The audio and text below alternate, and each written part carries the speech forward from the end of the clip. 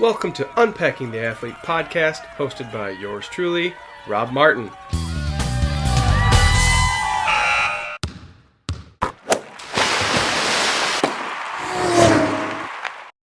Welcome to Unpacking the Athlete, a podcast dedicated to diving deep into what makes athletes who they are.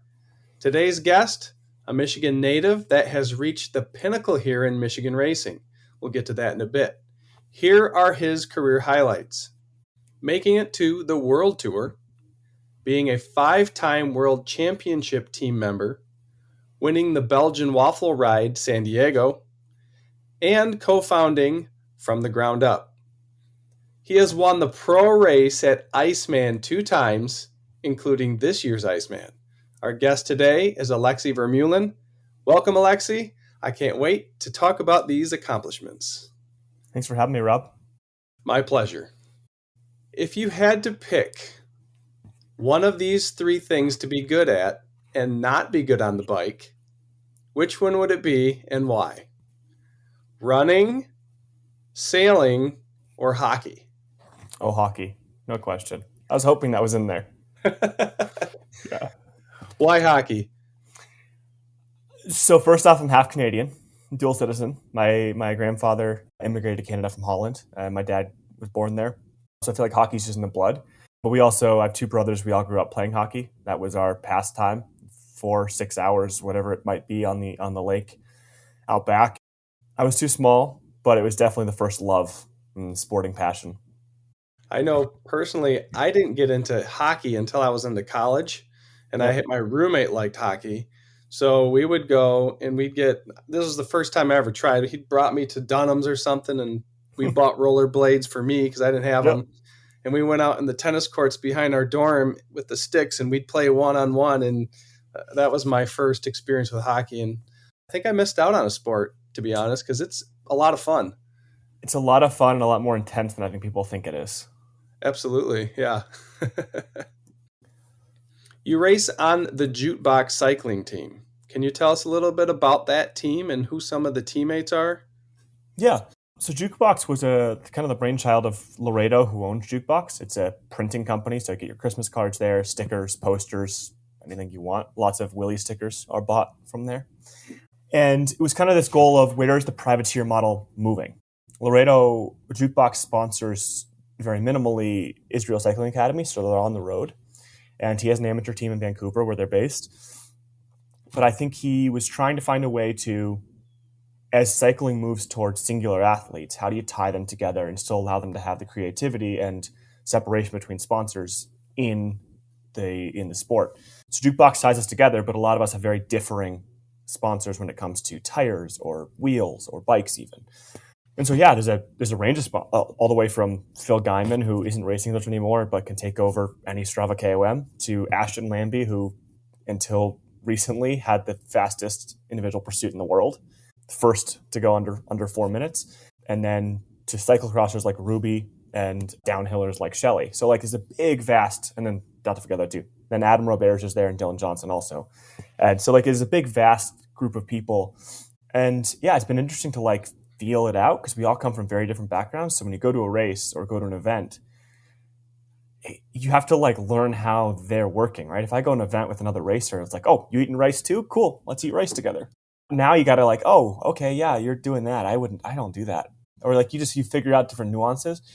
But overall, it's been awesome. It's just fun to have a group behind and have a sponsor that believes in the changing of the guard in a way that sport has to change at some point.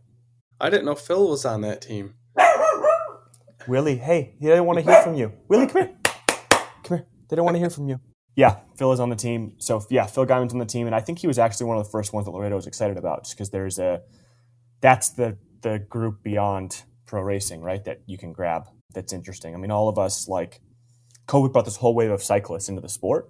And so I think it's been a long time trying to figure out how to get people to like bikes for bikes and not bikes because of Lance Armstrong or Greg LeMond or anybody else. Right. And so I think Phil did a good job of that. And so it's been how do you tie that all together and bring, I would say, Phil being on the team adds value to me, and hopefully I add validation to what Phil's doing. It's a cool team dynamic. Yeah. Can you talk a little bit about the world tour? Maybe describe it for everybody and how making that made you feel. World Tour is like it's the MLB, NFL, NBA of cycling. It is the highest level. It's the pinnacle. It's the highest honor. It's also very cutthroat. You are doing your job. You are racing for somebody else most of the time, and it's a really, really busy race schedule. Like a lot of people are away from home 180 days of the year minimum, just trying to do all these races. I mean, I think a lot of people race between 60 and 70 race days, which is like, I think I raced maybe 20 this year. Different racing, but still. But it's also like it was what I looked toward my entire career. Like from when I started riding a bike and I started like watching the Tour de France and watching Lance win, it's what I looked at, right? And then when I saw Cavendish start winning the green jersey and how dominant HTC was, it was like, I want to be there. I want to go to the World Championships. I want to race with those guys. I want to do these legendary races, not just the Tour de France, but like Liège-Bastogne-Liège, Lombardia, like these big, epic monuments that have been around for 5 times how old I am. And so the feeling of making it and actually getting that contract sent to you was incredible, but it was also quickly like you realize that there's a lot of parameters that from the outside seem glamorous, and then from the inside, I struggled because I thought I want to be a person as well. I want to be an individual. I want to be able to try to help people. I want to be able to get outside those barriers. And that wasn't really possible. But it's something I really struggled to leave because it was all of the validation I'd ever need as an athlete, right? You're at the top level, you're doing all the biggest races, and it's really, really fun to just focus on the best athlete you can be. And I didn't lose that, but I've changed where priorities lie now. Going to the top. That's just that's probably a dream for a lot of young cyclists, getting to that top pinnacle. That's really cool, man. Congratulations on that. Yeah, thank you. No, it's awesome, and it's something that I think is also like it's going to be interesting how that changes in the next decade, right? So the Tour de France will always exist. I think it'll always be massive. It's always going to be bigger than a lot of things because history precedes something cool, in my opinion. Like if you have 100 years of a race, that's pretty damn special. But I think as new races come up and you have races like Unbound that grow and you have races like Leadville that are massive, when's the first person who's going to be born in gravel who never dreamed about the Tour de France, right? Someone will.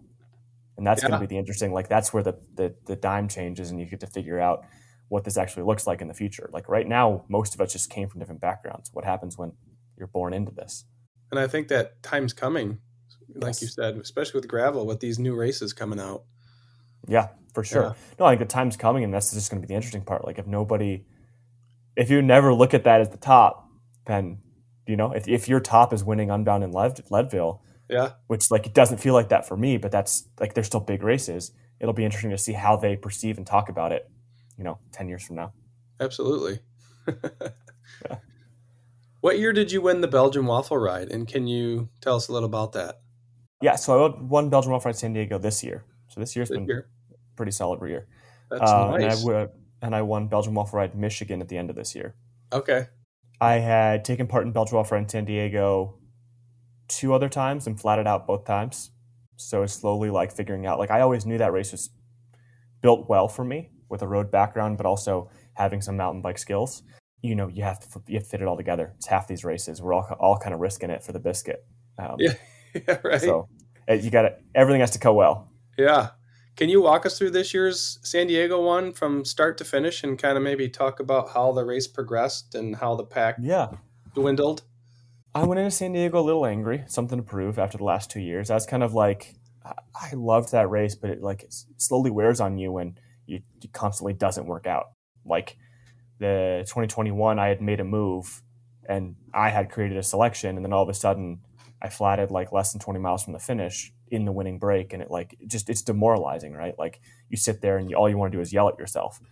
So this year I went in with like, okay, I know what I have to do. Just you have to execute consistently all day, the entire day. You can't screw up. Like that means eating and drinking correctly. That means, knowing the entire course. Like I went out and got there early and we went out and pre-rode, beginning first and end. I was very confident in what I knew, what I had to do. I knew where rougher sections were. I knew different places I wanted to be in front or where I was less worried about. You could let some guys take some wind. And The big move that I made came on this big canyon climb, but it wasn't that it was that hard. It's so far out that, I mean, you're literally like still 100 miles from the finish, maybe 90. It wasn't that I went that hard. It was that I knew there was nowhere to go. So it was the entire dirt road was rumble strips. And so I knew that literally if one person opened a gap, to come around that person in rumble strips and get back on my wheel while I'm doing threshold is going to be very, very hard. And so it's just the knowledge of pre-riding. And so that was the first big split. And I think we reached that. We went down this big, they called it truck trail, this big rough trail, not made for road bikes in any way, and got to the bottom of that. And I think there was 5 of us. I'm trying to remember, maybe 6, 5. And then from there, just kind of kept riding, kept eating, drinking, focusing on what I had to do. And then made the exact same move I made in 2021.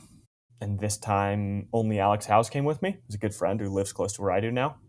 And we rode together. I guess it's like from there, it's like 40 miles-ish. We rode together on and off.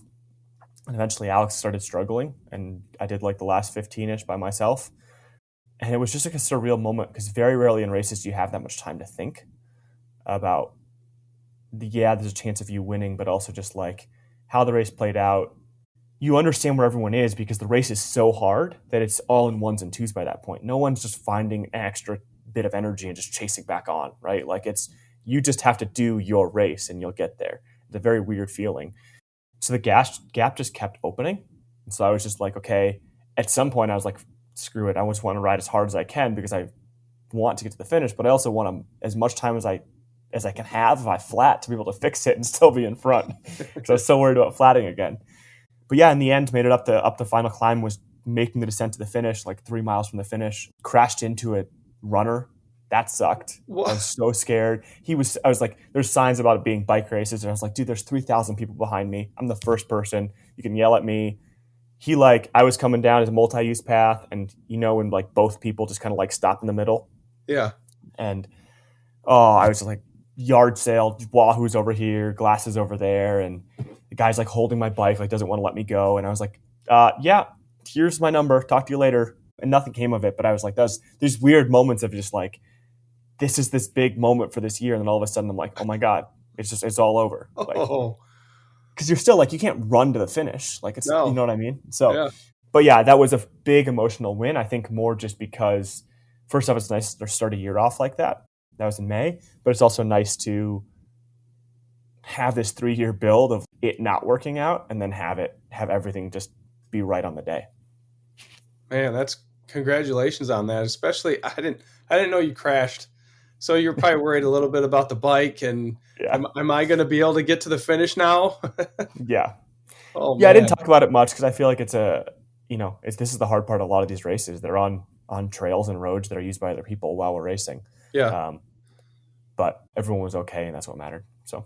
So you said a truck road, and you're on a road bike with road tires.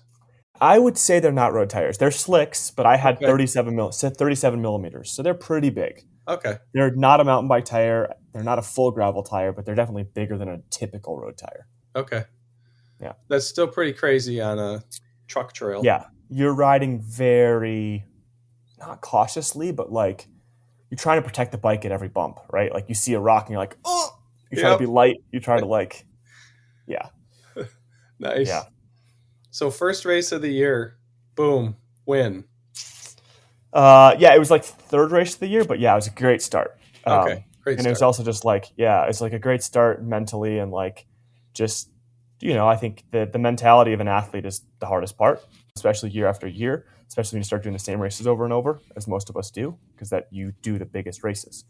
I was proud, and it was a good like mental headspace to say, okay, you can take a break, you can do whatever you want. And I've always believed that, right? Like the headspace is the most important part. The week before San Diego, I was doing it from the ground up training camp and drinking and enjoying myself and having good food. And to me, that's more important than all out discipline all the time. That makes sense. Body's a little more relaxed, probably doesn't get tensed up. Going into it with a better mindset, not again stressed out, but positive. I just had a good, fun week. This is going to be fun. I don't know. I think there's something to it. Yeah. I'll stand by it. Okay. Now let's dive into Michigan's apex race, the Iceman. And Yeah. what does the Iceman mean, or what is the Iceman through your eyes? Well, I've cried both times I've won it, so that should tell you something. But no, I mean, the first year I bawled all the way to the finish from like a kilometer out.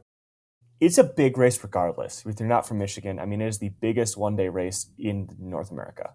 Maybe the world, I don't know, probably not the world, but it's a massive race, right? It's point to point. There is so many people taking it on who got on a bike this year. There's people who have been training for this race because they've done it before and they want to get better. But it's 30 miles point to point, changes very little. You know, you have usually the same climbs in it, different single tracks occasionally, but it's mainly like it's a really fast race. I mean, our race this year was 19 miles an hour. Like on a mountain bike, it's insane. Like it's a mountain bike sprint. That's also what makes it fun, right? It's the end of the year. It doesn't need to always be the hardest thing in the world. And so, yeah, it means even more being from Michigan, growing up, knowing the race and knowing the history there. I mean, being over 30 years old, like there's not many races in the US that can say that. Like in Europe, like I said, there's a history there, but this is our history. Like our history is a lot of the Midwest racing has been around for so long. I think the only one longer than Iceman is Schwalmingen in northern Wisconsin that's been around 39 years. And so it means a lot to see and hear like the absolute love for the sport that comes out at that race. And the sound is literally deafening. Like you cannot hear anything when you climb up. And you have to go to experience that. I don't know what to say. I mean, like you had Riley Amos there this year from Trek who races World Cups. And he's the same way. He's like, I've never heard anything like this in the US. Like you climb up and you can't think at all. There's no thinking. You're like, I need to get away from this sound so I can think again and try to get to the finish.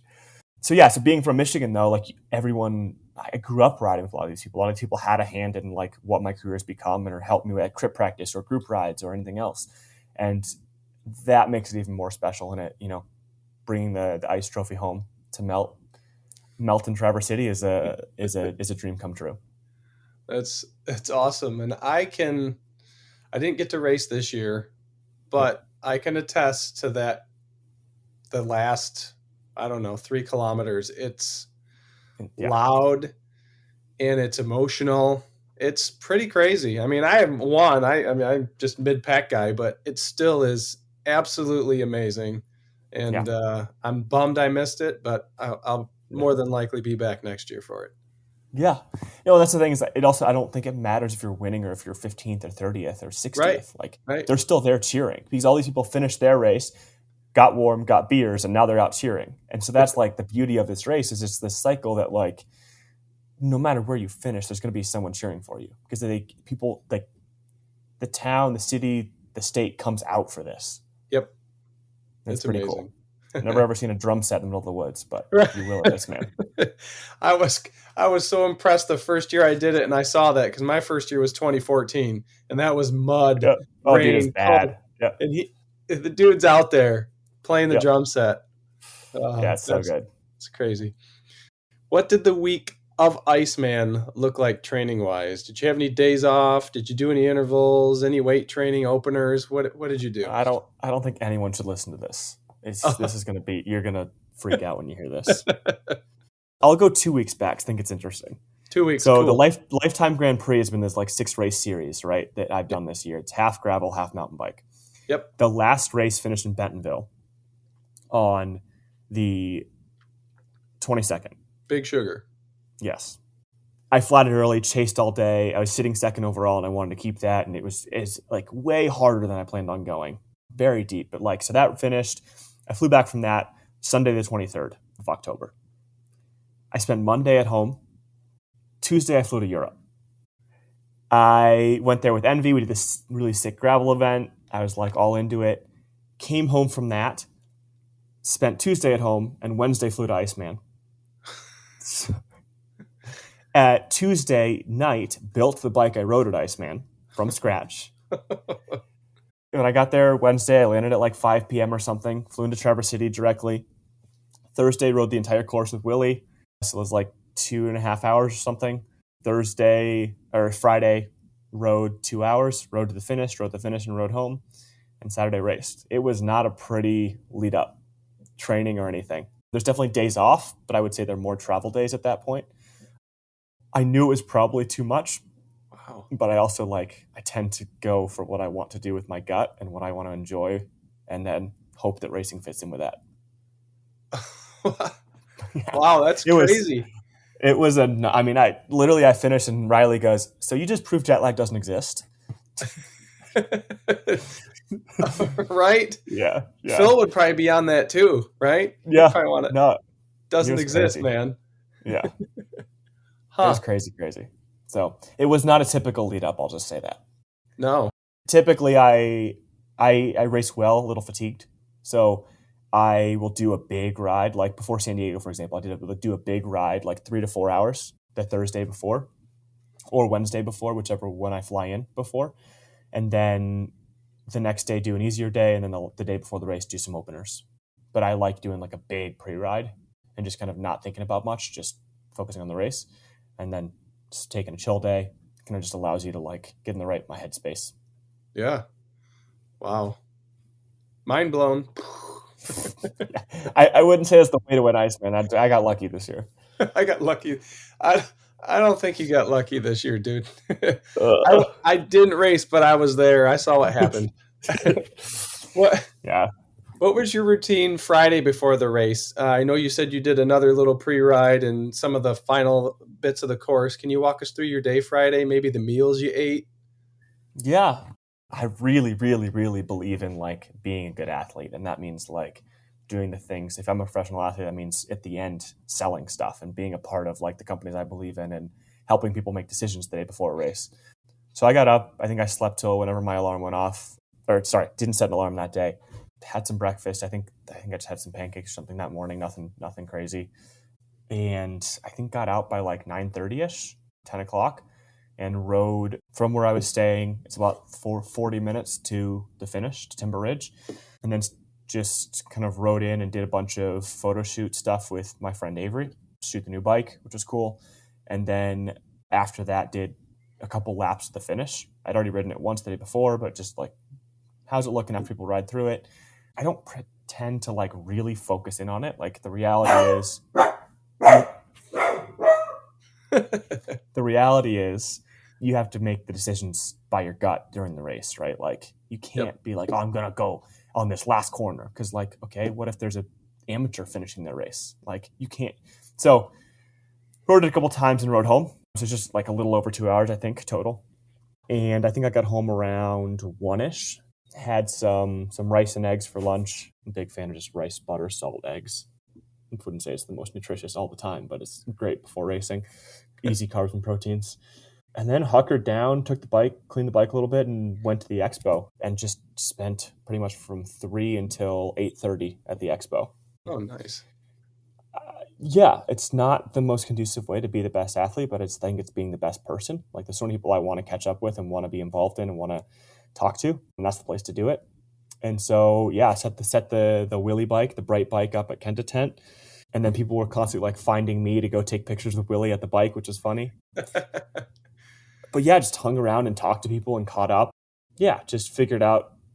It's easy to not be stressed because Iceman starts at 2:30 for us in the Pro Wave, which is nice. I didn't plan to be there till 8:30. I would have loved to be out of there 6:30, 7. But yeah, I'm not usually stressed about that. You do what you need to do, and then you get home and do what you have to do after that. So the rest of Friday after that, left at 8:30, got home around 9, ate a bunch of rice and chicken for dinner. And then from 10 to 11:30, made sure the bike was ready, cleaned everything, made sure everything worked, torqued bolts, and then a little bit of mud maintenance in the case that it was super crazy the next day. And went to bed and slept until I could wake up. I think I had an alarm set at 10:30 just in case I didn't, but pretty much I think I slept until 9. Knew it had rained a lot, but just started watching and talking to people who were slowly finishing around 10:30 and kind of made a decision to stay with the tire setup I had, and then kind of moved into full-on race mode. Probably by usually by 3 hours before the race, I kind of turn the phone off, watch the finishers coming in at the Timber Ridge on the live stream or anything else, and kind of just try to not think about other things, and then usually get over to the start around an hour and a half early, and then just so you're not stressed about anything. And Yep. yeah, it's It's crazy to say it all at once because it sounds so like back to back to back. I feel like there's a lot more time built in, but I'm a big list maker. So the whole goal for me is just how do you not be stressed? How do you not forget things? How do you, just do the homework and then prepare and be ready on the start line. It's very interesting to me when you're warming up and all the guys are riding on the airport back and forth, and I'm like, you should go ride the start because there's puddles. Right. I was like, how am I the only one riding the start right now? You got to know where you're going to go, man. There's puddles. And if you were at the finish line when they were finishing in the morning, you would have known that there were puddles because they told you, because I was asking too, because I had a buddy racing in the afternoon. I was like, how was the course? It's actually almost all good, but there are some puddles you need to be aware of. So, yeah. So I think when you figure that out, it helps everything settle, and you're proud, you're happy with what you're running or you're not, and you know where you have to be in front. Iceman is a hard race that I don't think you can win if you're ever further than 10th wheel. And even then, I don't think I ever left top 6 once the entire race. And that's also a privilege. I've kind of fought and earned my way there, and now it's kind of, I don't have to fight as hard for it anymore. But it's something that anyone who's trying to make a step, I'm like, yeah, fucking forego your warm up and line up early. The start is that important because you're 100% right. Yeah. Yeah. Warm ups are important, but so is not getting into the single track and 20th wheel. Yeah. That's funny. I'm a list maker myself. I like to have the list because that takes stress off my mind, knowing that I've got it here and I can look at it and make sure I've got all my T's crossed. Paper or phone? What's that? I'm a paper or online. I make very physical lists. I like writing on paper. You like writing them? See, I do that, but then I feel like I forget. So I've got my notes in my phone, and it's in a note. Organized. Yeah. Differing ways. Yeah. Yours works for you. Mine works for me. Yeah. It's all good. How about thinking back to Friday? Did you use any specific kind of hydration during the day? The day before? Day before Iceman. Yeah. Day before, not really. I made sure I had a bottle in my hand at all times. That's the thing that I always remind people of. You can be I can stand at the expo for 5 hours, and that cannot be conducive to being the best version of my athlete self. But that doesn't mean I have to forget everything, right? I sat down when I could. I constantly drank. I always had water in my hand, constantly drinking. I had snacks in my pockets if I got hungry, right? You don't need to suffer to be there, right? You can still do normal things.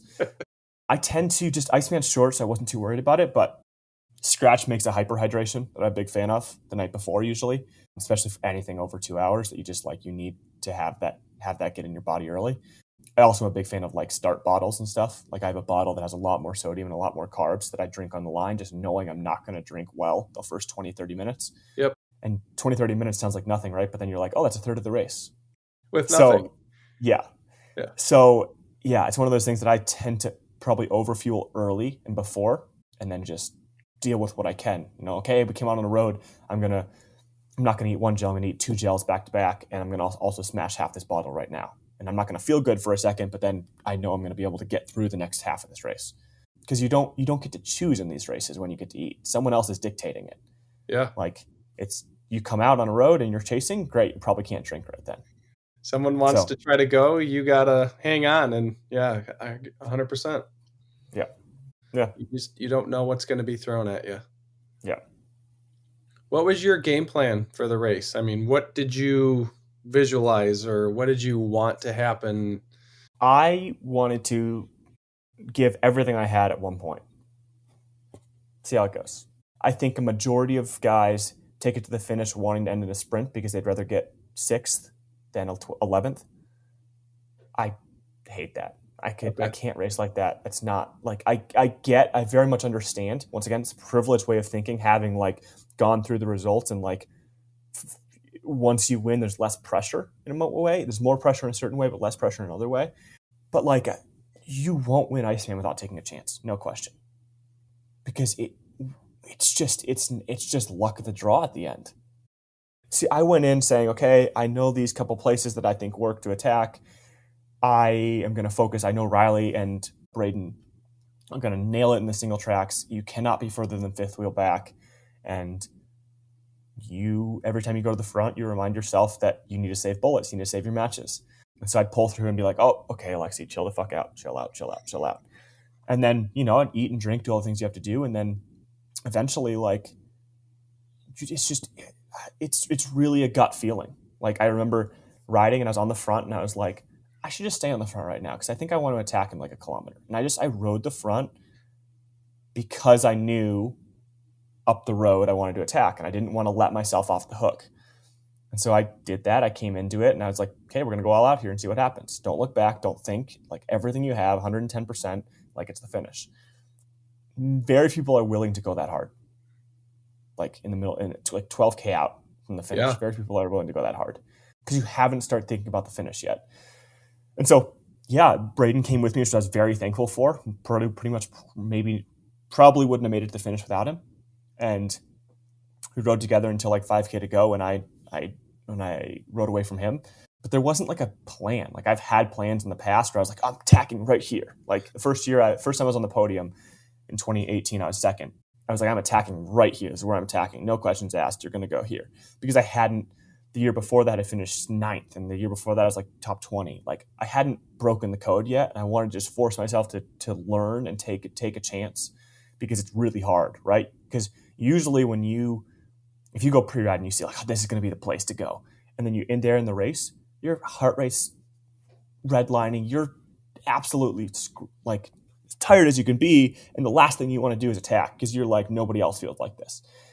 But that's actually the moment that you have to take the chance. And so 2018, I forced myself to. And since then, I just like, even if I lose, no problem. But I'm going to put a stamp on the race no matter what. I've said this before, but I thought I had won 2019 or 2021.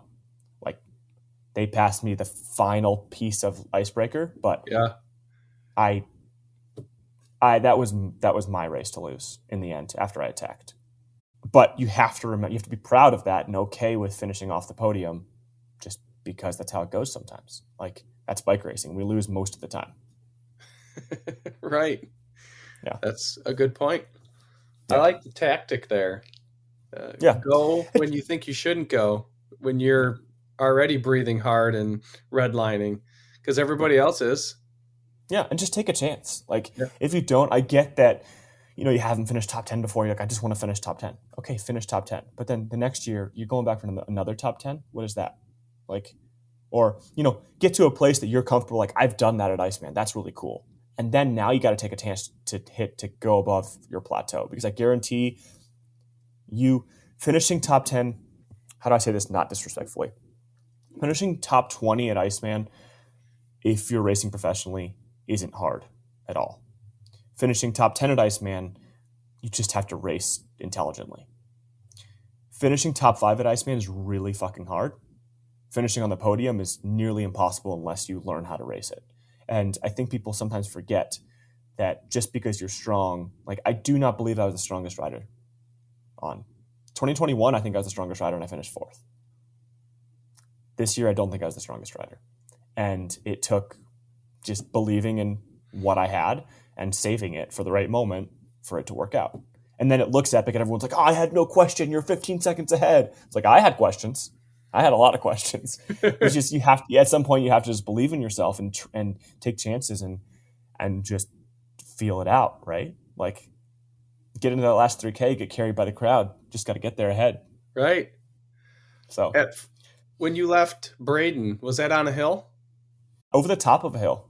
I actually it's called Mount Gary. Yep. It's kind of like as you come in, you come around it. If anyone doesn't know Michigan, you have those, like, you go over this hill, go down, and you have this like big, long, straight trail ahead of you. It's like 0.6 of a mile. I was going up it and I kind of came beside him and hesitated. I was like, it's a little too early. Like, I think I can still beat him, but I don't need to go now. Because all I wanted to do is beat him into the single track. Like, that was the goal, right? But I didn't want to leave it to have to beat him in twice. I wanted a small gap so that I could hopefully just roll all the way through. And I came up beside him and then I was like, I'm not going to attack. So then I came over the top and just rolled over the top, just kind of like showing strength a little bit, like, I'm still here. He never got on the wheel. And I was like, okay, time to go. And just put everything down. And it's just you look back once and you're like, okay, no thinking. You got to go now. And just, I think again, racing intelligently, right? Like, going doesn't mean all in everything you have the entire time. It means, like, okay, you have to hit these climbs well. You have to hold it over the top. You can coast in the descent. Like you don't need, if you're going 25, 25 is enough. You don't need to be going 27. Like you don't need Right. to be pedaling all out downhill. Save your legs for the next climb, and then just not making mistakes mentally, like thinking about what's coming. We're inside what I'd ridden 4 or 5 times now. So like, okay, that sandpit's coming. I don't want to go right. I need to stay tight left. There's a tree there. Like thinking through things is the way that I like mentally get toward the finish. Stay left and avoid that sand. That was just before icebreaker. At least that's what my Yep. mind was playing Yep. when you said that. Yeah. Nice. That's exactly it. Yeah. Yeah. And then you get in and okay, I get to the bottom of icebreaker and I think, okay, you're really struggling. Like, and I just tell myself, okay, you have to get up and sprint till you sit down again. Then no problem. Then you can hammer over the top. But like forcing yourself and thinking and talking, positive reinforcement of how it's going is great. And just like, I rarely looked back. Like in the end, you're racing hard, right? He's racing hard behind you. He's coming. You don't need to. I definitely did a couple times. Like you had that long, flat straight. Like, oh, am I making a stupid decision? No. Okay, cool. Keep going. But yeah, I think there's too much negative thinking a lot of times. Like, oh, what if I get caught? And I didn't want that, especially after 2021, where I really thought I had it and lost it in the last 30 seconds. I just wanted to believe in myself and just keep. And so I focused on the positive things and what I knew I could do. And you did it. Nice. Surprisingly. Is there anything that you do to keep your nerves down and calm? Talk to people, hang out. Like I try to be a real person. Like I would say I'm probably the nicest person ever on the start line, literally until 3 seconds to go. I believe in it. Like I don't think you need to be stressed. If you're stressed, you probably don't believe in yourself, or you're probably setting goals too high, setting expectations too high in yourself. Because I think stress is important to a point. It forces you to be focused. Yeah. But if you're stressed in forgetting things or stressed in not remembering things or stressed in just not being prepared, then it doesn't work out, right? Then you're setting yourself up for the worst. So yeah, I think a lot of it for me is just thinking and focusing on what I can, and then just knowing that 5 seconds to go, okay, start focusing on yourself. 3 seconds to go, okay, take a deep breath, and 1 second to go, okay, it's yours. That's your wheel. That's your whatever you want. You take it right now. You can apologize after. And I'm not an ass, but I definitely don't apologize for wanting to be in the single track first or wanting even though they're all my friends, like Cole, Riley, Braden, all those guys are my friends. I'm not going to purposely fuck them over, but I'm also, if I let them in first, I'm saying, hey, yeah, no problem. You have the race. Right. If you don't F them over, you F yourself over. Yes. Right. And I think that's the stressful part, right? Is if you don't trust yourself to make right decisions, that's where you get stressed. Yeah. So I just kind of I think I thought through most of the race more than most people by the time I hit the start line. And then it's easy to be more focused when everyone's thinking about how hard the race is going to be. And I'm just thinking about, okay, yeah, there's the start. I want to be third wheel there. I want to be first wheel here. I want to go around that puddle on the left. Like it's very analytical and less right. less breathing. How about with 12K to go where you and Braden got away? How many people were still in the group there? I honestly couldn't tell you. I never looked back that entire race. Okay. Less than 20? Yeah. I mean, I never looked back the entire race. Okay. Until I was out the front. Yeah, I focused on the guys in front of me that I thought could win the race and made sure I didn't make a mistake or do something stupid. And nice. Yeah. Trying to think of maybe more like 15, but yeah, less than 20, I'd say. There was guys chasing back on the road sections, like Sand Lakes. A lot of guys came back. But that's the thing with this, right? Like if you can't ever drift to the back. Like all of a sudden, if you get back there and get caught behind someone in a single track, you're going to be in trouble. Yeah, you got to be behind people who know how to ride the single track fast. Yeah. Or else. Yeah. Did you ever toy with the idea of putting drop bars on your bike? Nope. No. Iceman's a mountain bike race. I will always believe that. I will, even if the course is not perfect for it, I always want to race a mountain bike race there. Technology is beautiful, right? Technology changes things. We have come a long way in 34 years. I love this essence of history of why we do things. And the same thing as the hour record has rules. I believe that I don't want to say that Iceman should, but Iceman has a history, right? It started as 12 guys doing this sick ride from that never should have been a thing. And I don't know, just because you can Yeah. First off, I don't think many people can. I think people do, and it's the wrong bike for them. Like, yeah, Jeff Kabush can, doesn't mean you can. I will never do it personally. I agree. I just wondered what your thoughts were on that. And Yeah. yeah, always going to be a mountain bike for me as Yep. well. It's more fun too. Yeah.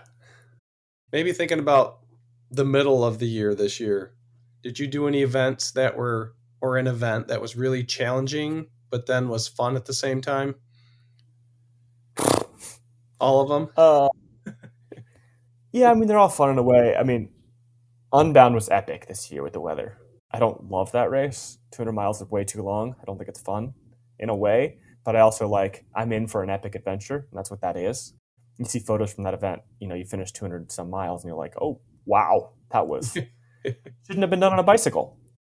But yeah, Leadville also sticks out. Like, Leadville is just it's such a hard, fun race. It goes so fast for what it is. Like, you're so high in the air.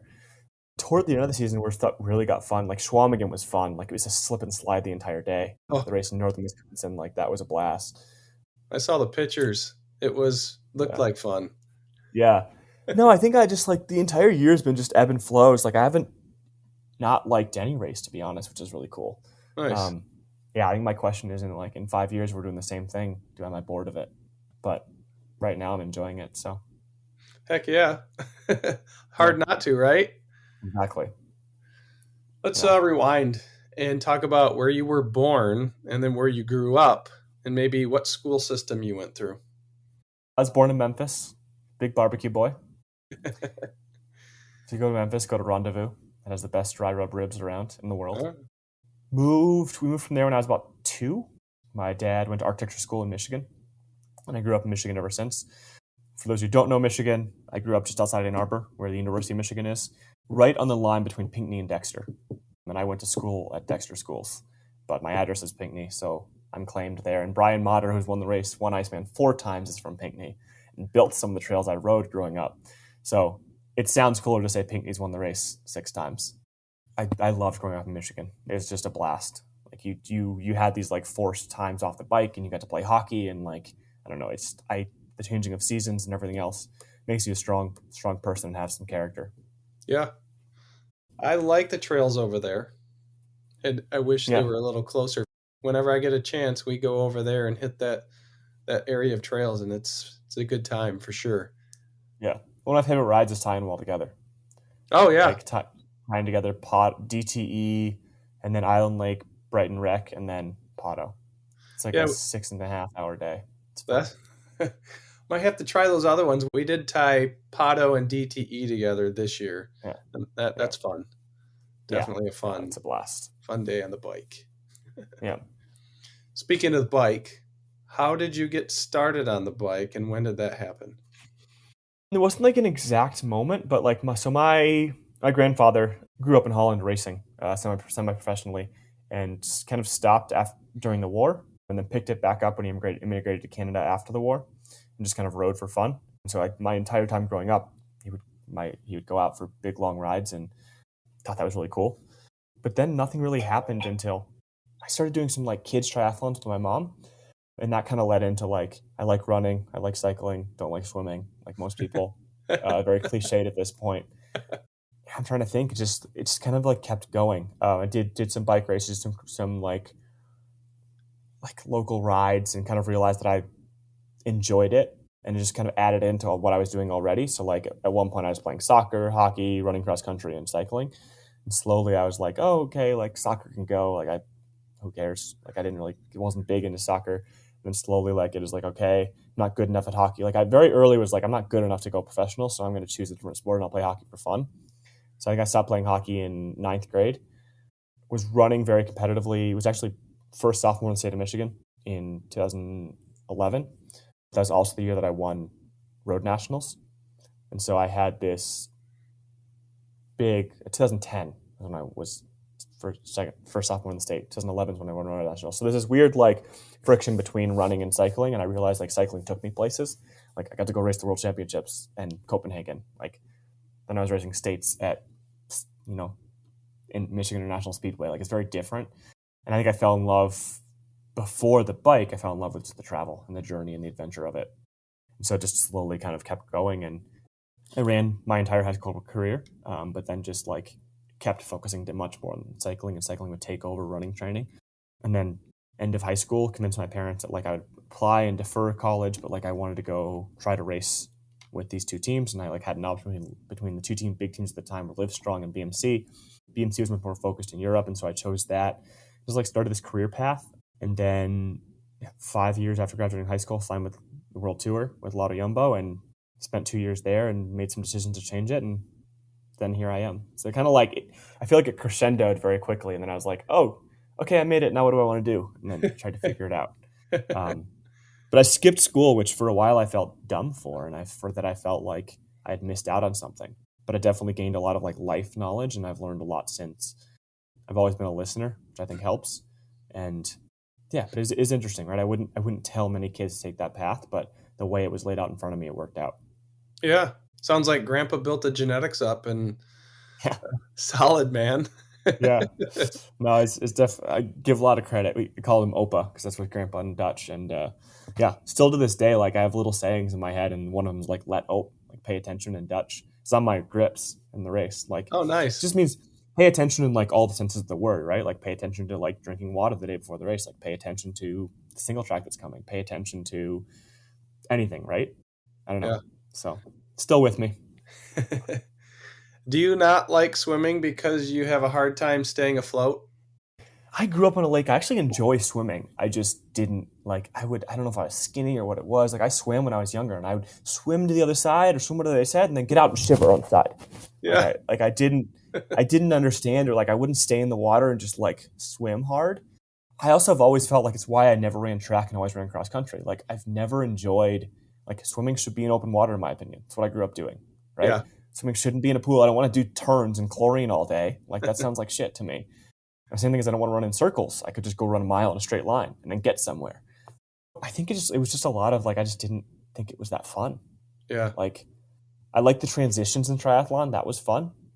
I actually did a duathlon when I was in Finland, middle of this year, which was fun to go back to the roots a little bit. But Run bike. Yeah, run bike run. But yeah, I don't know. Swimming never appealed to me for like anything more than just like for fun with friends. What was your first ever bike race?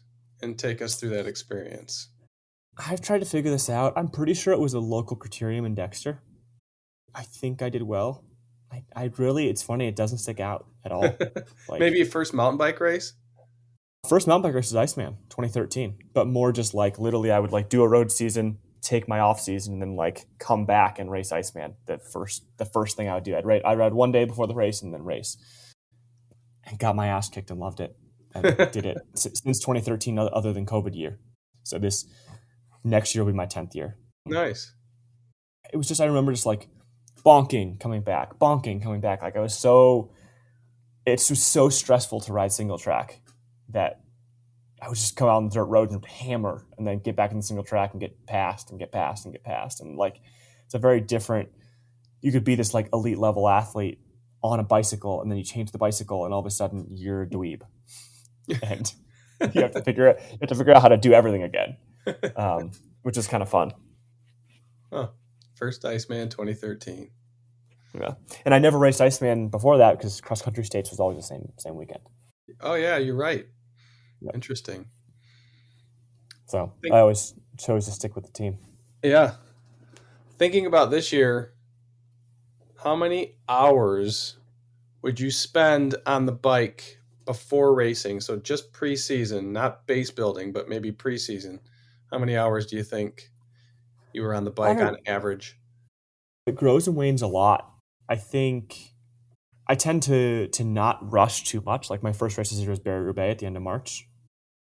And I did like a big training camp leading into that was like 27 hours, 28 hours, 30 hours, week to week to week. And came back and rested. My year to date is almost 800 hours. Okay. But like, I think it's interesting that it's changed so much, right? Like I used to do a lot more miles because I was on a road bike all the time. And now I spend a lot of time on the mountain bike, which is just different. The front half of my season is really heavy leading into Unbound. Like that's to do all endurance. And from there, I very rarely ride more than 5 hours. I'll just do that for fun sometimes. I would say the weekly average for the entire beginning of the season is between 20 and 25 hours. So pretty solid. And then as you get into race season, it's more like 15. Yeah. And then you have the big weeks that are, between 30 and 35. Hitting it hard. Yeah. But like this thing that I think people often understand, sometimes doesn't get explained, is like when you're doing that, you're not like doing threshold and VO2 and like you're doing your riding. You're maybe doing one workout a week. Yeah. Yeah. You're getting the base built, right? I think people like to all pretend like they can just go ride hard all the time. Like maybe doing some tempo, but you're not throttling yourself 7 days in a week. I know guys that do that. I know. I don't get it. And they wonder why they're not fast. Right. They could be so much faster. Oh, yeah. Boy. I think it's interesting. Like my week, like pretty standing is I always have Monday optional. Like do not ride every single week of the year. Tuesday's usually like a get back into the week session, like 3 to 4 hours. You maybe some sprints or some tempo, but nothing too crazy hard. Wednesday's usually a hard workout. Thursday, usually long. Friday's easy, like an hour. And then Saturday, Sunday, hard again. And that's usually the rhythm of my weeks. I think people are usually surprised when I say I take 2 days easy a week. Yeah. But like, it's not sustainable. No. I got to go from March to November, man. Like, right. And I flew on a plane 40 times this year. Yeah. Like, not sustainable. No, you can't worry about everything. No. That's a good point. And hopefully people are still listening. So they can use that in their own program, implement it. Yeah. Yeah. Do you have any good, funny stories of group rides, maybe getting lost or someone bonking hard? Do you have anything really good to share? Yeah, there's a couple good ones. I think one of my favorites is it's the year that I went and won Road Nationals when I was a junior. So it's 2011. My good friend now, Clark Butcher, who owns a bike shop in Memphis, where I grew up, where I was born, had just opened his bike shop in 2008. So is 2.5 years old. I was going to Memphis for like heat acclimation because Nationals was in Augusta, Georgia. My grandmother the week before walked in to the bike shop and was like, "Hey, can you ride with my son when he comes in town next week?" And Clark, like trying to build a customer base, he's like, "Yeah, like another person who has another little Lance Armstrong, like sure, whatever, all right." Like, and then proceeded to come and just like it was hot and just throttle him. Like we ended up on the side of a road at this house with Clark drinking out this hose spigot. And it's one of my favorite stories ever because Clark's was a damn good racer himself. Cat 1 professional, like, and I was 15 racing age 16, and it's just like a first reminder of myself, like, oh, this is fun. Like people suffering is fun. That was kind of like that's just us. That was one of the I tell that story all the time, just because I think it's funny that my grandmother went into this bike shop and like set that up. Other ones I've like. Having Willie, I've been like flipped off and yelled at by cars, and then like they'll turn around and come say like, "Oh, cute dog!" Like they get so angry, and then like they'll come back because they're like, "Oh shit!" Because of the dog. Yeah. Like dogs, the dog knows what the middle finger is. The great equalizer. Right. Yeah. That's funny you say that because when I ride the road around here and I don't have my dog on my back, people can be quite angry, like you said. Yep. When I have the dog on, I'm riding down the Lakeshore Road, or if I'm riding down Grand Haven, everyone's like, oh, look at the dog. And everyone's giving me a lot of room on the road. So I guess the dog's life is more important than my life is how I see it. Yeah. And I tend to like not, like I obviously publicize that I ride with Willie, but I tend to not brag about it because, riding with your dog's great till you crash with your dog. Like I very rarely ride asphalt roads other than to get to gravel roads. I very rarely ride anything but a gravel or a mountain bike because I feel like I'm in more control on a mountain bike. So yeah, I tend to always throw that in there, but dogs are the key to everything. Yeah. Finding a girlfriend, riding your bike fast. Like you go to Unbound, everyone's like, "Oh, this camelback's heavy." I'm like, "Dude, I usually carry 12 pounds. This is great." Right. Exactly. It starts to hurt your neck and through here. Yeah. I got a massage one time, and the guy was like, "Dude, I've never seen this. You are ripped from beneath your shoulder blades to the lowest of your lower back." Dog man. Yeah. Seriously. That's funny. Yeah. Why do you love the sport and what keeps you going? I love the sport because of the community and where bikes can take you. I've loved it even more as I've gotten away from just road and have been able to like mountain bike and gravel and like find these paths that don't exist for anything else. One of my best stories about that is we were doing a friend when I moved to Boulder took me on this big ride from Boulder to Crested Butte, 300 miles, 30,000 feet of climbing. We did it in 3 days, like 3 10-hour days, over 7 of the old mining passes. Yeah. And there's 2 of them in there that you literally cannot do it on any other thing other than your feet or a bicycle, because there's the like big scree fields that you have to like shoulder your bike. You can't shoulder a motorbike. Yeah. And so like bikes have this incredible ability like to just make the world feel better and feel healthier and feel, I don't know, like that you have people around you. You see someone commuting and you want to wave at them. You Yeah. might be training for a race. They don't have to be doing the same thing and it still feels the same, right? And in that same regard, I can watch someone hit a big jump, be like, I don't want to do that, but that's freaking sick. Like, that's awesome. So I think the community, like, it's a small world, but it's a really, really fun world. Like, you get into cycling, and I think people have realized this. Peloton's not the same. It's all the worst things of cycling. You sit and you look at something like go outside and ride your bike and get to a place, stop at a coffee shop. That's the beauty of it, right? And the feeling of nice, like wet, tight dirt when you're at a DTE or something, just be able to like corner, like there's these incredible feelings of you feel grounded to the earth. So I think I'm still figuring it out, but I just like bikes have been in my life the whole time. And for that regard, they're usually in everyone's life. And we stop riding them when we get a car. But everyone has been on a bike at some point for the most part. And for some reason you threw it away, but you still probably have very fond memories of getting your first bike. And I don't know, that's special, and I hope it grows and keeps intoxicating people. I always say if we have more people on bikes, we have a better place. Yeah, for sure. Because it's just the mentality of it. Yeah. You're less angry on a bike because you have less stress. Yes. Yes. Everything you said there was perfect. Yeah. I was like, float when you said wet, just some like little wet dirt flowing around a corner in the grip. And I felt that, man. I felt that. That was great. Yeah. Did you ever incorporate any strength training, or do you ever, into your routine? Yeah, a good bit. A lot more heavily in the winter, spring, just because it doesn't, in my opinion, inhibit training to a point. There's guys who do it a lot more intensely than I do, but I do it pretty intensely in the winter, probably like 3 to 4 times a week in the winter, and then probably like 2, maybe 3 times during season. And kind of just change that based on what's coming. Oh, okay, I have a race this weekend and it's Thursday. Maybe I just do some core activation, keep things moving. Cycling is just very one. It's just you don't move in any direction other than one, right? Yeah. Everything, your arms are stay in this place or this place, and your hands barely move. They do this. Hand strengthening, bone density. Like there's all these things that have to be focused on to be a healthy human, and that's kind of my overarching goal. If you're a healthy human, then cycling's gonna be more fun. And so like that's what I just during the off season, like just start running for fun, and don't look at a watch, just go run. Like go find a trail you haven't ridden or you haven't run. Run to your coffee shop, do whatever you want to do. Like there's a great euphoric feeling about that. I really look at strength as like, how do I make myself a fully fit human and like fill in the gaps that cycling definitely misses. And then from there, okay, yeah, I get some extra power from it or whatever else, but I'm not too focused on it. Yeah, that's good stuff. Yeah, because cycling, we are just in one plane.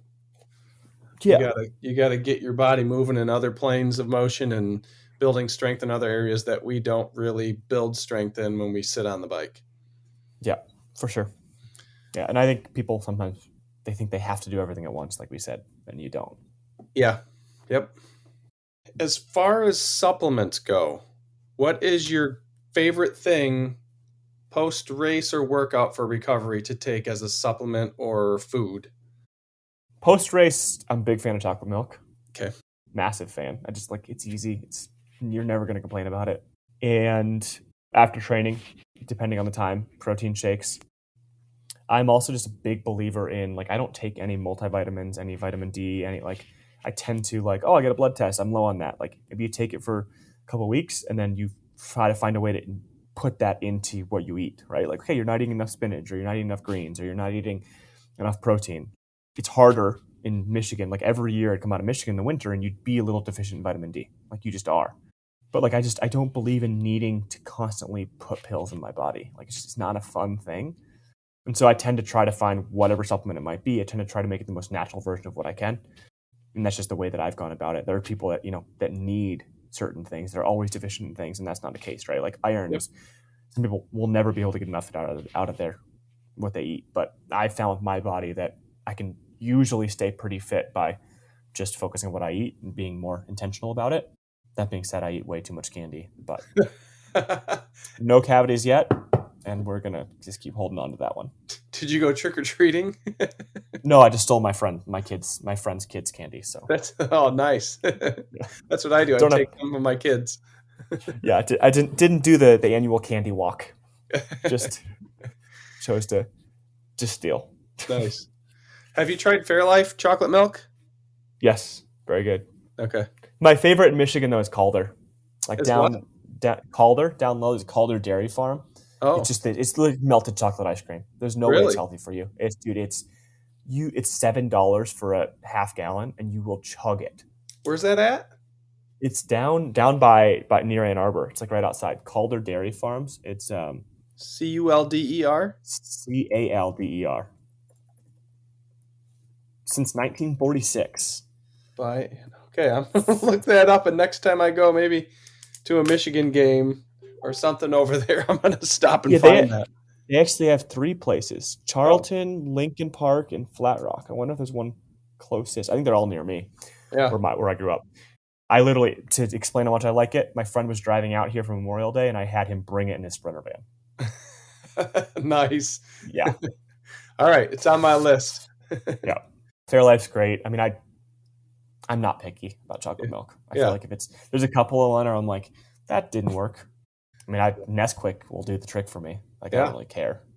So, aside from supplement recovery, what's maybe like a device or an exercise that you do that's best that you think for recovery after race or workout? Big fan of a roller. Everyone uses it, but everyone has one, like they use it. I tend to just like, it's a nice way for me to like do something before stretching. Yeah. Like I feel like you just like jump in and you're like, oh, I'm going to stretch, and then everything's cold and doesn't work. And I tend to just like, the feeling we all like doing on a roller, like crack your back first and like kind of enjoy it and feel good. And then kind of entices me to scroll Instagram, whatever you want to do, and recover. Second is very bougie, but Normatec boots. I mean, it's a game changer. You can sit there and do emails, and like, it's not a massage. You have to put zero effort in to have some recovery happen. And when you get deep in those like training, those 30-hour weeks, 25-hour weeks, when like I don't have mental energy to get on a roller or stretch out as much as I should, like Normatec, you can sit in there for an hour and you're like, wow, okay, a little bit back to life. I would say, I mean, they last forever too. Like I spent $800 on some on sale the first time, and like I still have them, and we use them all the time. Yeah, it's expensive, but like you're talking about a $6,000 bike, okay, you can find value elsewhere also. Yeah. I'm not saying it's the first thing you buy, but like it's if you think you're top 10%, you can spend some money on yourself at some point. And everyone, even kids will enjoy them, right? Like it's absolutely tell you, oh, you got your soccer game tomorrow, no problem. Like, hey, recover, and you can start to teach them that like intention of, okay, this is the recovery. You get in here, you do nothing, you scroll your phone, that's fun. And okay, now after you're done with that, go stretch for 5 minutes, and then you start this process of them understanding it, right? Yep. But that's my bougie, my like. I agree. I don't have those. I have the Air Relax. Same thing. Same thing. Same thing. But I agree. I can sit there when I'm really tired and just get in them, kick back in the recliner, work on something, watch something. There's no effort on my part, and it does a good job. So yeah, for sure. I'm going to agree with you. If there was one race that you could do over, what race would that be, and what would you have done differently? One specific race. Okay. Probably 2021 Iceman, because I'd like to be a three time in a row winner. But no, I think the thing I would have done differently is like I knew I was the strongest rider. I probably just, in hindsight, right, you're like, oh, I didn't make it up. Okay, you got to hold back a little bit and go a kilometer later. It's hard to say that, but I know I was the strongest guy that year. Like this year, there's not much I could have done differently, right? Like if I had left it later, might not have won. Probably wouldn't have. It just felt by gut this year. But 2021, I feel like I missed something. And I'm not like, I don't regret it, but if I had the chance to go back, that would be like, Yeah.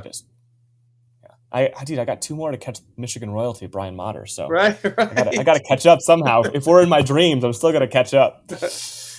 Who do you think was the strongest rider this year? That brings up another thought. This year, Riley Amos. Okay. It's funny because before the race, everyone's talking about everybody. And I said, well, they're like, who do you think's going to win? I said, I think Riley Amos is going to win. And they're like, well, who's that? Because I think he's so young and they don't know who he is. But I've heard from Todd Wells about him. I heard from a couple other people about him. And so I started looking at him and looking him up. And that's who I thought was going to win, honestly. Yeah. No, I mean, I think it just played into my hands, right? I mean, he and Braden were racing kind of as a team. And like the minute Braden went off, I think he was like, okay, I'm not going to pull everybody back. If we come back, Riley would still go, but he's not going to pull everybody back to us for no reason. Yeah. So it put him in a weird place, which just was advantage me. So, but that's racing, right? It's not just the strongest guy all the time, right? Which I enjoy. And it's not that I didn't like. You say that, people are gonna be like, "Oh yeah, you were strong, man. Look what happened." Like, it's not that I don't think I'm strong. It's just I don't think I'm the strongest guy. If you go head to head, I don't think I win up Icebreaker, right? So, yeah, I think it's always interesting. Yeah, it is. Do you have any music that you listen to pre-race, or do you just? This year, everyone's gonna make fun of me, but this new Taylor Swift album just hit. So it's all that was in my mind, so I put it on. That's funny. It's like I was just going. I was in my mind in the car before I was riding, so I was like, "Oh, okay. Well, that's what I want to listen to." Apparently, my body's telling me, "Don't fight it." It's funny because I have a client whose kid was like, "Oh, Taylor Swift's dropping this week. We got to get the album. We got to listen to it," and they want to make me listen to it, and I don't want to listen to it. So it's kind of funny. It's too catchy. Is it? Oh, it's way too catchy. Yeah, I'm like thinking about it in my head now. I'm really interesting about music. Like, I feel like there's certain songs that I just go back to. Like, I will always, coming from hockey, like I will always go back to "Remember the Name" by Fort Minor. It's a spectacular pump-up song. My birthday is the same as Beethoven, so my entire childhood growing up, I got Beethoven symphonies. So a lot of like when I really want to relax, like 3 hours before the race, that's honestly what I'm listening to is classical music. Like Vivaldi and Beethoven are like all I'll go to. So like, that's great. There's these weird ebbs and climaxes because there still are, but they're not like that you start wasting energy or getting pumped too early. Yeah. So I tend to jump around. Pretty much everything but metal and country I'll listen to. Yeah. No, classical's good, man. Yeah. Helps keep you relaxed, at least for me. And I think that's what you just said. So yeah. How about next year? Do you have any, I don't know if you've got it planned yet, but what are some big races that maybe you're looking at? I kind of want to do the same thing. Just okay. Beat Keegan a couple more times. Yeah, no, I don't think I think I beat Keegan once this year because he crashed in front of me at Schwalmingen. Yeah, it's hard after a year like this. Like, everything went well. Like, I can't complain. There's things that didn't go perfectly, but like, I have no complaints. I'd love to win Leadville. I think that's a possibility. But if you told me that the whole year's going to go shit and I win Iceman again next year, I'd still be stoked. So, you know what I mean? Like, in the end, like, I enjoy racing my bike, and it's fun to be competitive. And I've gotten to a place mentally where I'm usually okay if it doesn't go perfectly. Like, it doesn't feel great, but like, that is the majority of this for most of us. Like, I have to be happy I've had a spectacular year. And so, it doesn't always go like that. Yeah, you had a great year. Yeah. Capped off with the best win ever. Yeah. No question. Keegan wasn't there, so you beat him. That's true.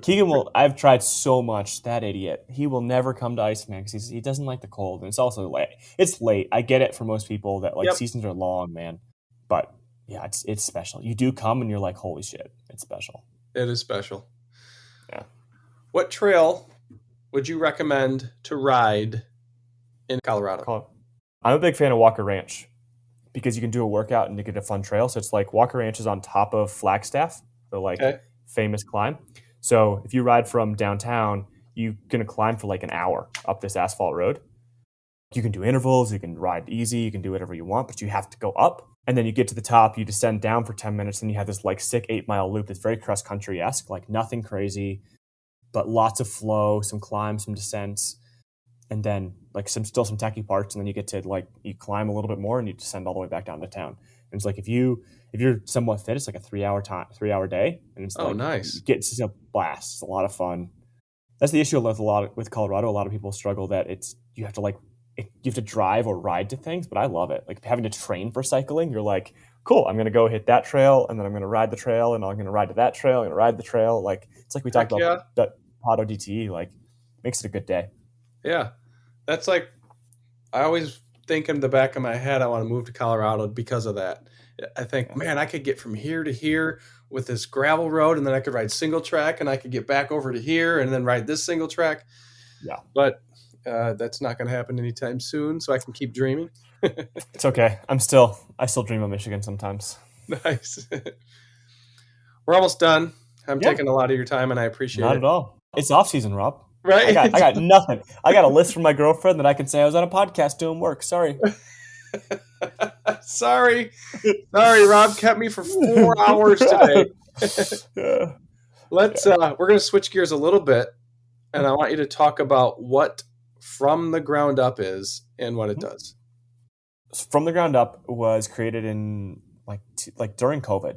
We moved to Colorado during that year. I had a friend who was here, came from a very different background from triathlon, and we kind of did that big ride together from Boulder to Crescent Butte, and we talked about what was wrong with professional cycling and how that was going to change in a sense with events going away for at least that period of time, and then how you could reach these new people that were leaving or that were getting on bikes or buying bikes, not because Lance Armstrong or Greg LeMond, but because their gym's closed or they needed mental sanity from their family, right? Very different reasons. So it started out as like, okay, let's just give them all the tools. Like cycling's this big, very scary thing. Like it's a very elitist sport. So let's just like try to break down the barriers, make it more accessible, less intimidating, and see if people are interested in that. In the first year, we opened up this application to ride Leadville, which is the freaking hardest race. I don't know why people want to do that. It's 104 miles. The lowest altitude is 10,000 feet. You climb up to almost 13,000. Like for those who haven't done it, it's just sadistic. Like people finish, and people who've finished Ironmans are like, that's the hardest thing I've ever done. Like it's just crazy.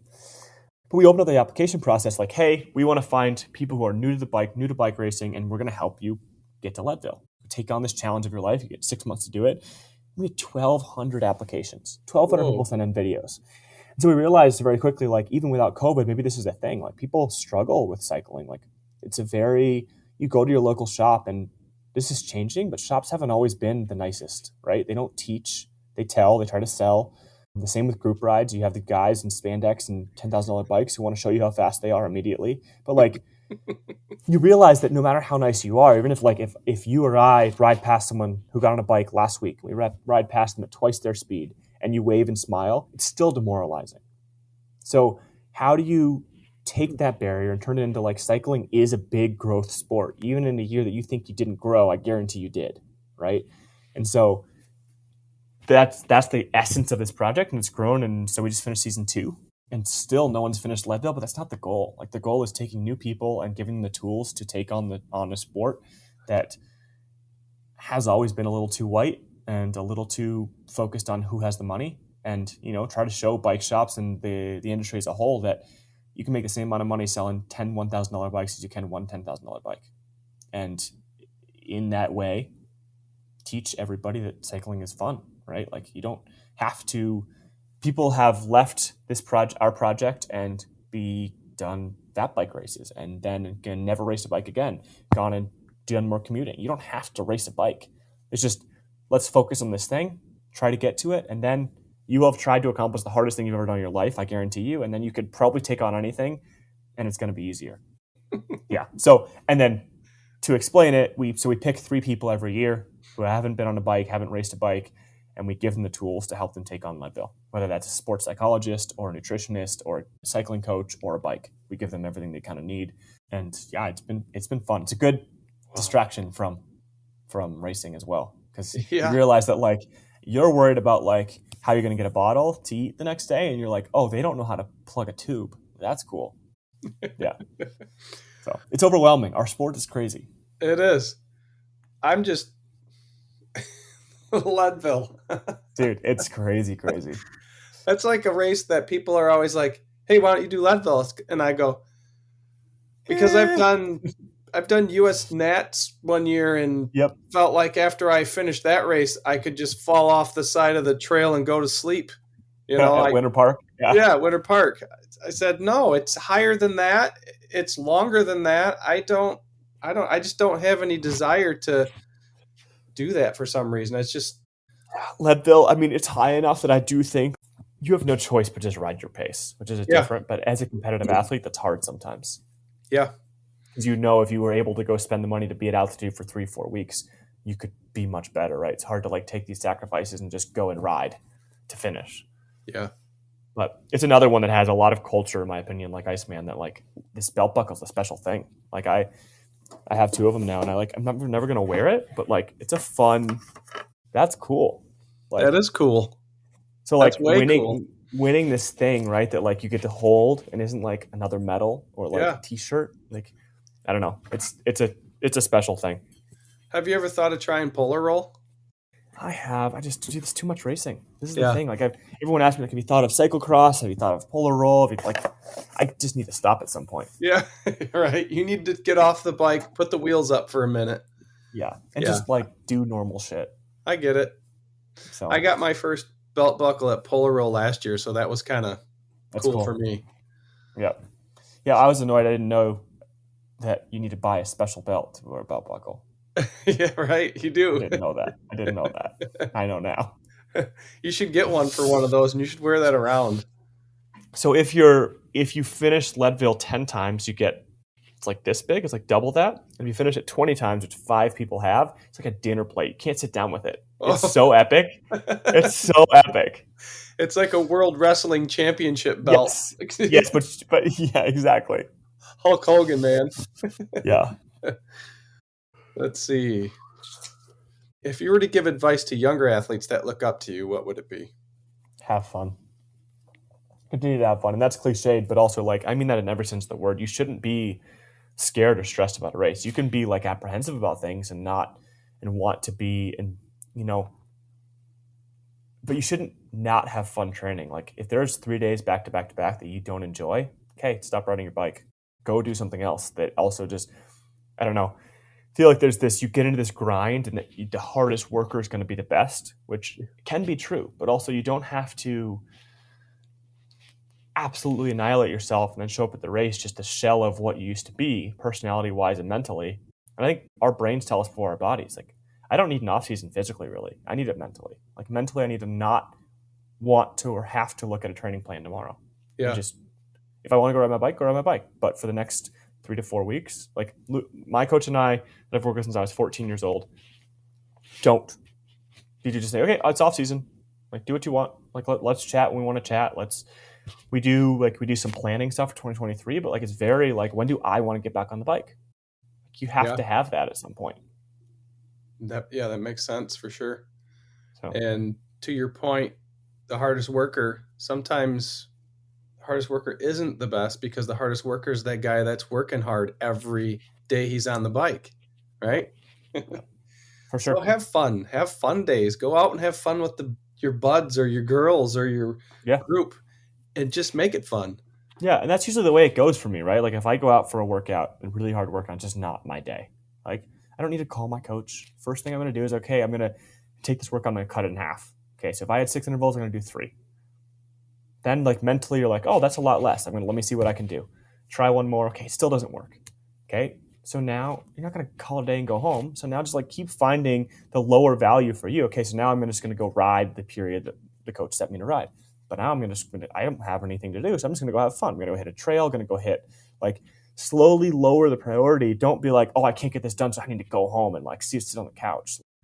Find value in what you can find value in, and then, you can't make up workouts just like you can't make up sleep. So, to me, it's not skipping and also not coming home with the head like, oh, my God, I'm a failure. You have to find where you can find value in whatever you're doing. That's a good point. Yeah. Doubling up on this topic, is there a book or a video or an athlete or a coach that you would recommend young riders follow that would be helpful to them? There's 2 books I read that still stick out with me. It's the first one's by I was a big fan of autobiographies. So the first one's from Apollo Ono. It's called Zero Regrets. And it's very interesting because it goes into his childhood and how tough his dad was on him. Like his dad left him at a cabin when he was 11 with some cereal and just said, "Hey, make a decision if you want to be a pro athlete." And I think because there's a lot of it's not a spectacularly written book. Like I'm not saying like he's a writer, Yeah. but it comes off as very honest, right? And you get to like see, okay, wow, he was a kid and like he got into this early. The other 2 are both tennis players that I really loved was Andre Agassi's book and Rafa Nadal's book. Both are very telling of what it was to come through the ranks early and figure out fame and stardom, things that cycling doesn't have in a sense, and are like I would say more exaggerated than cycling. I think that's why I like those books. Like tennis, you can make a lot of money very early, and there's a lot of pressure.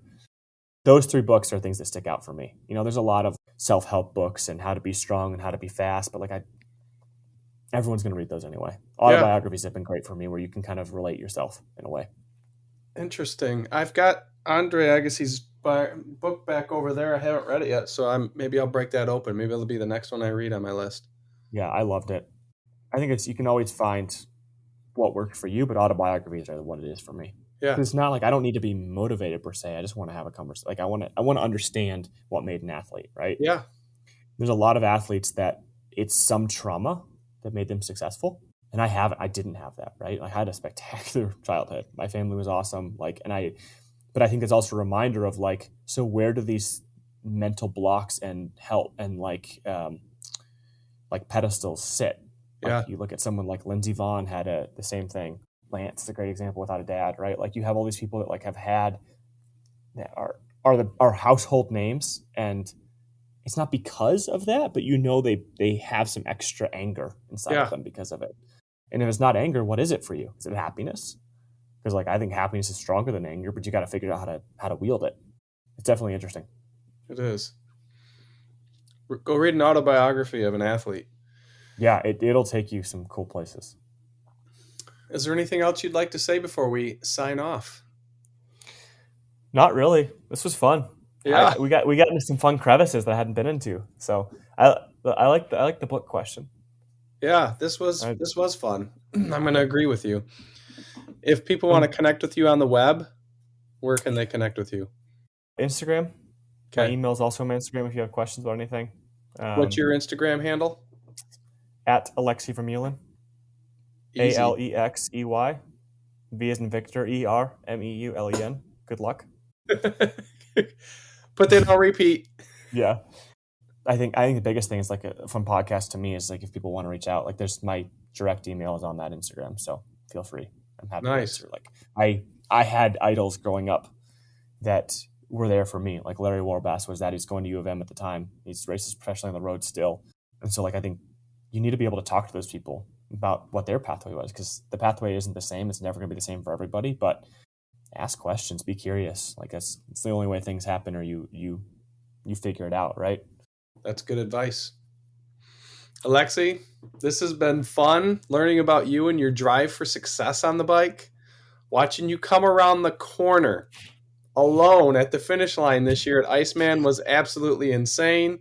And hearing your story on the race and the prep was epic. I can't wait to see what you do next year, and I appreciate you taking the time to come on and share your story. Yeah, thanks a lot, Rob. This is awesome. Absolutely awesome.